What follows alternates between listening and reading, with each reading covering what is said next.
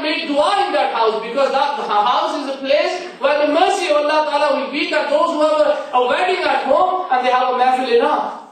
But which house do we see that? Today even I'm talking about the elders, not about just the youth. Sometimes the youth are in the vulnerable position that they can't do anything. One of the Islamic brothers, he was about to get married, and he came and he wanted to learn about the sunnah of the Prophet ﷺ at the time of nikah. What are the sunnahs of nikah? What are the sunnahs of walima? All these sunnahs during the marriage, I want to act upon them. And as soon as he went home, he sat down with his family, hell broke loose. You're going to get married? You're not going to have a video camera?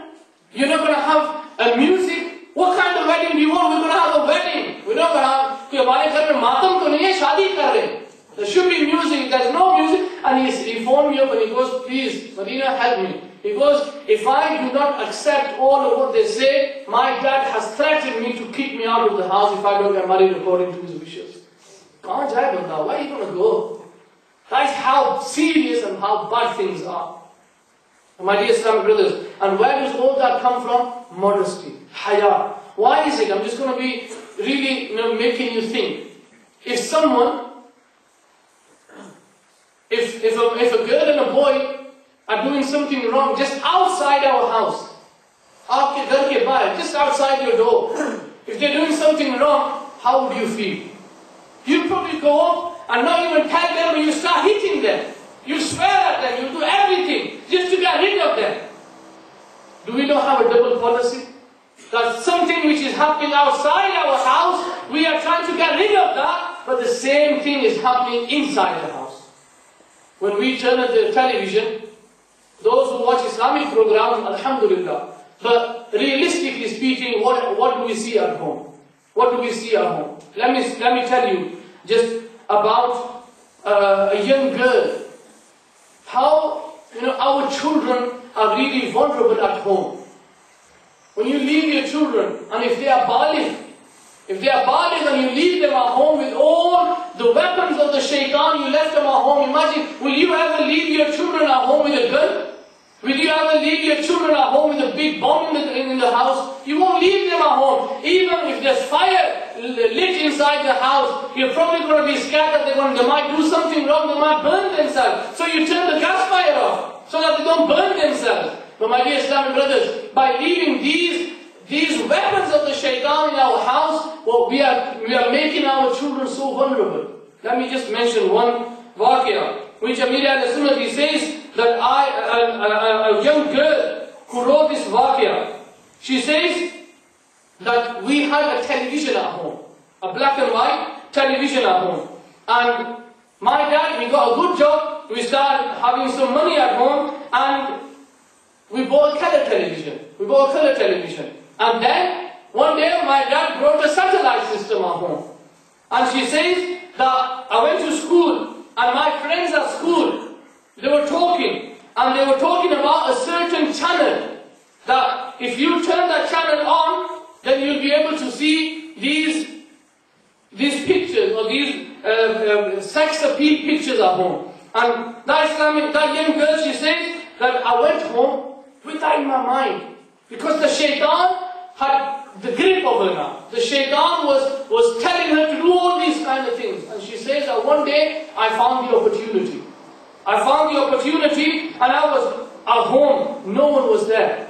And she says that I turned that channel on, which my friends were talking at school. When I watched that channel, I was so aroused with what I was seeing. She says I couldn't take it anymore. I ran outside the house and I saw a young boy who was driving past. I stopped him and I committed adultery with him, and I did something which I should not have done. And then she writes, Maulana Sahib, tell me, whose fault is it? Is it my fault, or is it my dad's fault, who brought a television and then he brought a satellite at home? Whose fault is it that I have committed this serious sin?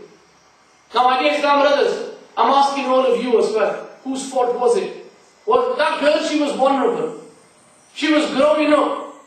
But then, we've got to admit these faults, because without admitting our faults, we're not going to move forward. If you don't accept your faults, how are you going to do tawbah?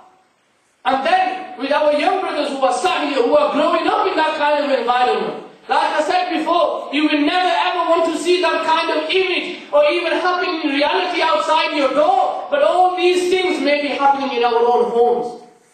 Why? You ask the majority of the people, there was a survey, and those people who run away from home, there was a survey, those people who run away from home, either they run away with a girl or a boy, they were interviewed.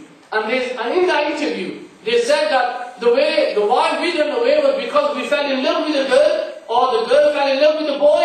Our parents didn't want us to get married, so therefore the only opportunity or the only way we had was to run away from home. So all these things, you hear so many stories. Someone's sons run away from home, someone's daughters run away from home. All these stories, why? Whose fault is it? It's our fault. For bringing all these weapons inside our house. And even though you're turning channels, even though you are turning them channels, you're not doing it deliberately. But as soon as you are turning the channel, what do you see sometimes? I'm not saying that you're going to see an indecent image, but even a woman, a young girl, your haya, how long are you going to control yourself? How long? And it's happened so many times, and it's happening every single day. It's happening every single day. How are you going to control yourself? And my dear Islamic brothers, we have to sort ourselves out, and we have to think to ourselves what we are doing, especially if you are a father, because you are the leader of the house. On the day of judgment, anything which goes wrong in your house, you will be asked on the day of judgment. يا أيها الذين آمنوا قوا أنفسكم وأهليكم نارا وقودها الناس والحجارة. O believers, save yourself and your family from the fire of hell, whose fuel shall be humans and stones. So you are the father, you are the leader of the house. It is your responsibility to save yourself and to save your children. Just for the youngsters, my dear Islamic brothers, those of us who have this disease inside us, those of us who have that disease and we cannot get rid of this disease, do you know because of this disease you have, you can pass this disease on to your children? Even worldly examples, spiritual example is that whatever you do, you're going to pay for it. Whatever goes around, comes around. If you are the one who can't keep your eyes away from mahram women, if you are the ones who cannot keep your eyes away from committing a sin, then what you are doing is you are making your future, your children to come, you are making them vulnerable as well.